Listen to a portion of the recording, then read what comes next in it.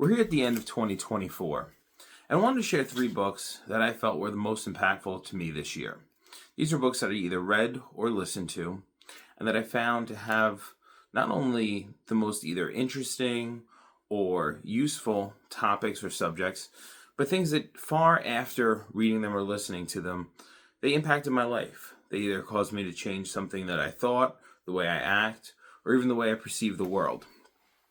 Now, books, like anything else, can be a big time and money investment.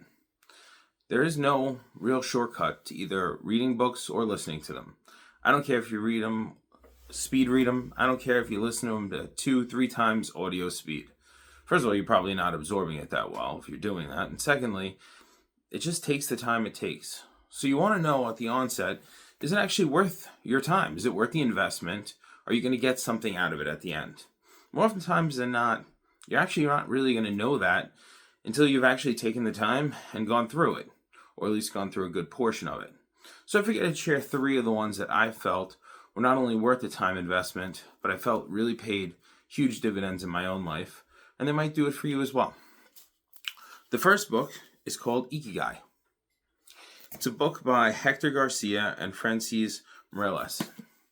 It's an interesting kind of book. It's a book about life, and it's a book about a Japanese concept, more specifically the concept of Ikigai, which kind of in a nutshell is a concept that means the happiness of always being busy. Now, you're probably listening to that and going, I'm always busy. I always have things to do. My to-do list never ends, and I'm always scheduling more and more things, and I feel like I can never relax. Trust me, I get it. I'm right there with you. I got 2 kids, I'm married, I got a house to take care of, a job, like everyone else. I got more things to do than hours in the day. No, this is a little bit different. Ikigai takes a long look at the inhabitants of the island of Okinawa. And what they found is you have a lot of people that are incredibly long-lived there, living into their 90s and their 100s. And what is some of the secrets that they're doing beyond just maybe their diet or their genetics? And one thing that they find is that they all have a purpose, a reason to get up in the morning, whether it's gardening or walking, but they do it every day. Doesn't matter their age, doesn't matter the weather, they get up and they do it. And it really got me thinking, and the reason I felt it was so impactful is we see people all the time saying, oh, I can't wait to retire, I can't wait to sit and do nothing. Well, I don't really think that that's the secret to life, and I don't think most other people feel that way either. If you think about it, anytime that you really sat and just done nothing for a day or two, maybe the first day it feels good, but then after a short while, it doesn't feel that great. Nobody just wants to sit and lounge and be lazy. No, you want to have a reason to get up, a reason to keep going, something to look forward to. Ikigai gave me that perspective that perhaps you need to find something for yourself, a hobby, or something where you really are passionate, that you want to either improve, work on, something you continually grow with, no matter your age or what you're doing. The second book that I felt was really impactful for me was a book called Grit by Angela Duckworth. Now, I've already spoken about Grit on a previous video and how I felt that it was incredibly important. And I'm not going to rehash exactly what I said in that video, but one thing I do want to share is that 6 months later, because I had listened to that book sometime around June, but 6 months later, I'm still looking back to that book and taking the lessons that I learned out of it and using it in my everyday life. Whether it's my parenting, whether it's writing, whether it's even making videos. I know that the only way to get truly better at something is to persevere over the long term, day in, day out, and keep trying to get better at that thing. Because while it is no guarantee that you will get good at that thing, it's a guarantee that you won't if you don't try and you don't keep going. And for me, those things are important. Things that I actually enjoy doing, things that have meaning, so I'm going to keep trying. And the more you try, the better you get. And that's the only way to get better. I really think Angela Duckworth did a great job. I also listened to that one on audiobook opposed to reading it. She narrates it, which I have to give as a plug because it was absolutely fantastic.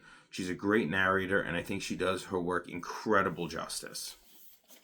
Now, the third book on my list is by author Morgan Housel, and it's called Same as Ever. It is a really interesting book. He writes it in the style that I like, where each chapter is kind of individual. You don't necessarily have to build on the other one. They're individual ideas or concepts.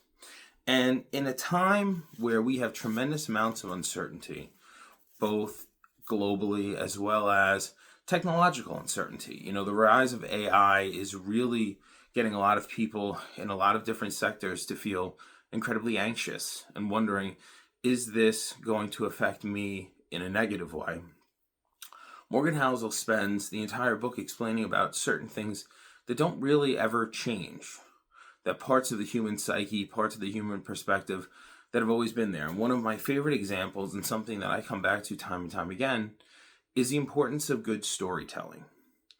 He spends an entire chapter talking about how the best story always wins, and that's 100% true. If you go back throughout history, the oral tradition, telling stories going back through the generations, are some stories that we still tell today. Even the hero's journey is something I think we're all drawn to in many ways. And if you look at it even from the perspective of big budget Hollywood movies, it doesn't matter how much CGI and explosions they have. May be entertaining in the moment, but it's not going to stick with you. It's those stories that are impactful, that mean something, that are better, that last. And I really think he puts that in perspective with a lot of other things that last. So I highly recommend that. Now, I do have 2 honorable mentions. I'm going to throw them in there anyway. I'll be quick with it. The first is actually called The Pivot Year by Brianna Wiest. I think she's an incredibly gifted writer. It's a daily devotional where each day you read a single page over the course of the year. And I have a couple of those books where you kind of read a page every day. While a lot of them are great, I find her writing to be particularly positive and impactful. Something where each day kind of centers me or gives me an idea of something that I should either strive to or understand about myself or my past or the collective past of people, depending on the page that you're reading. And I have other ones, and while I do find them to be a little too aggressive at times, the Pivot Year is really an excellent daily devotional, I think, just to really center yourself. And the last one, and I'm going to throw this out there, is called The Hero's Road. Now, it's a fantasy book. It's something that I actually listen to on Audible with graphic audio.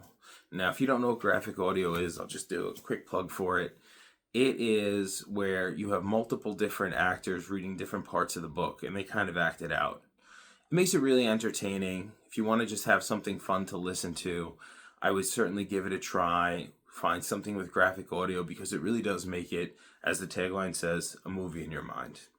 So if you're looking for a couple of books to either read or listen to, those are my recommendations going into 2025. You really want to find something useful or impactful. Those are what I found impactful, and I hope you do too.